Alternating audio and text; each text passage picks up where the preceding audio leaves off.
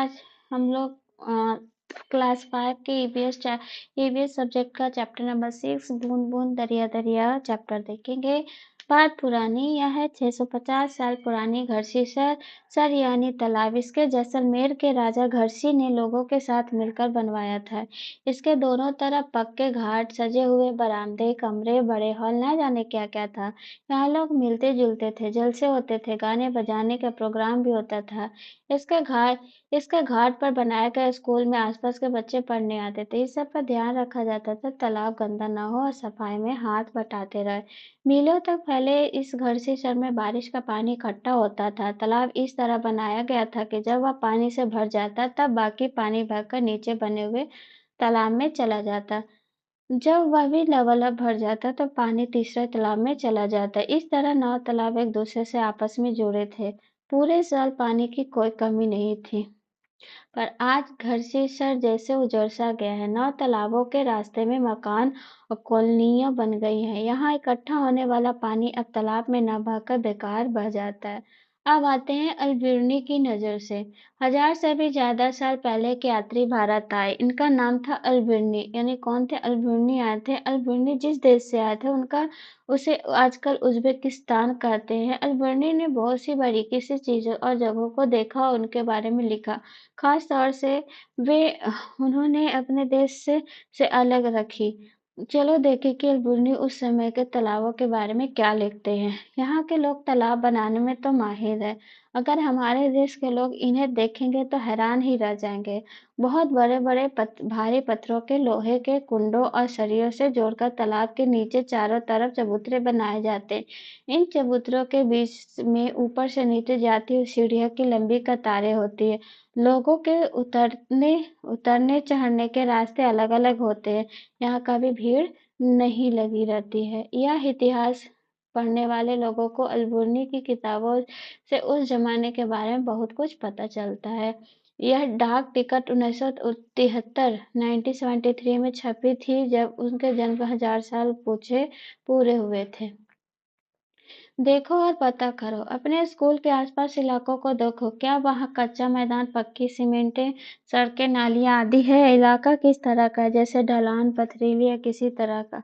तुम्हें क्या लगता है बारिश का पानी बहकर कहाँ कहाँ जाता है? जैसे जमीन, नालियाँ, पाइपों, गड्ढों में आदि। बूंद बूंद की कीमत। अब कहानी आते हैं राजस्थान के जैसलमेर के अलावा बहुत से इलाके ऐसे हैं जहाँ पानी में बहुत ही कम दिन बारिश होती है। यहाँ की नदियाँ में भी साल में कई महीने पानी नहीं रहता है।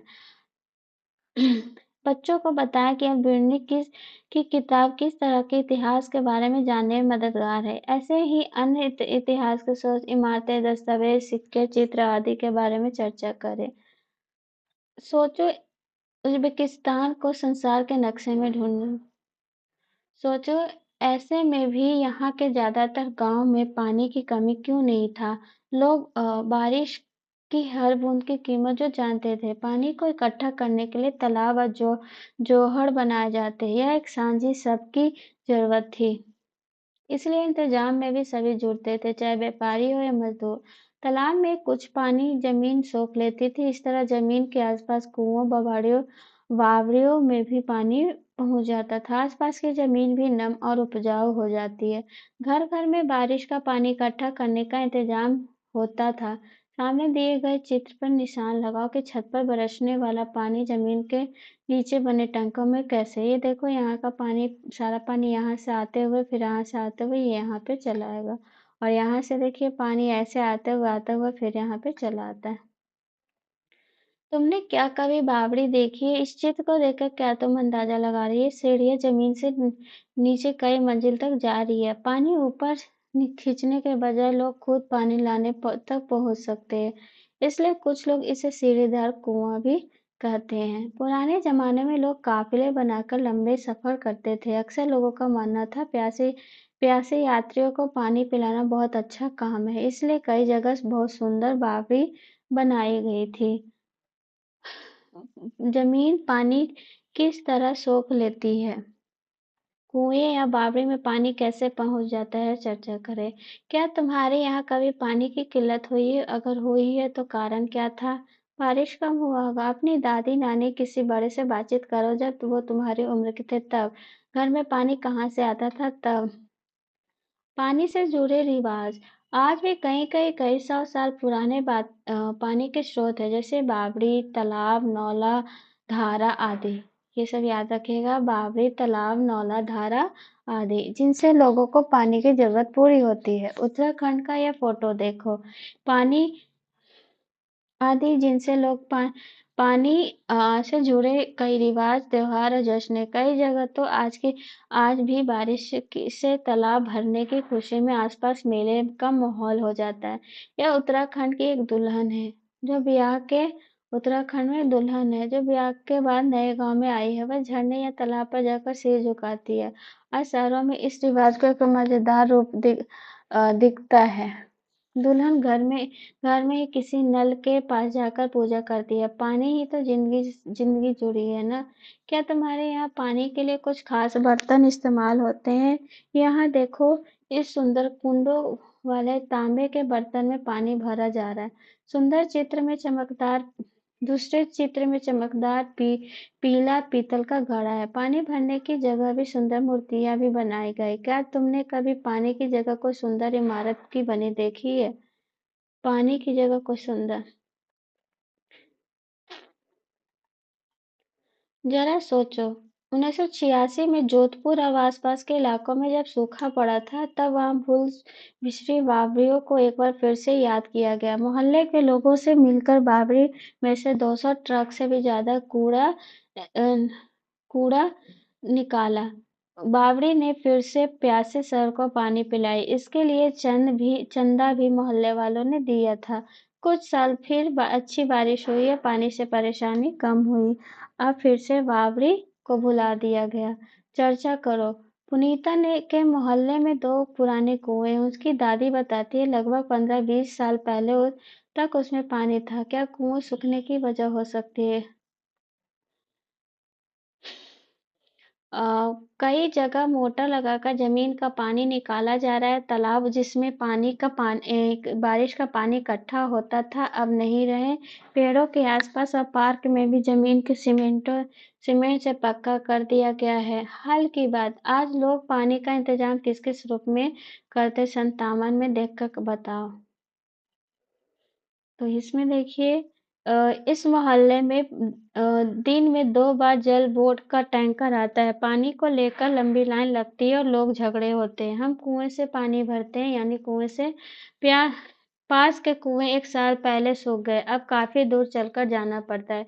कई कुओं पर तो जात के नाम पर पानी लेने भी नहीं देते हैं, यानी नीचे जात को जाने नहीं देते होंगे। मेरे यहाँ दिन में आधे घंटे के लिए पानी आता है।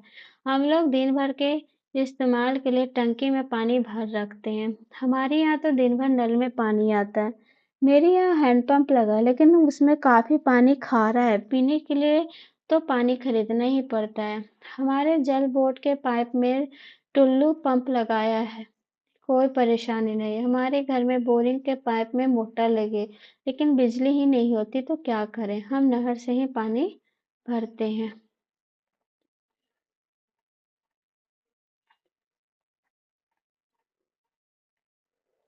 चर्चा करो। जिंदगी का हक तो सभी का है, फिर जीने के लिए या पानी भरने के लिए मिल जाए तो क्या क्या यह हक हर एक को मिल रहा है?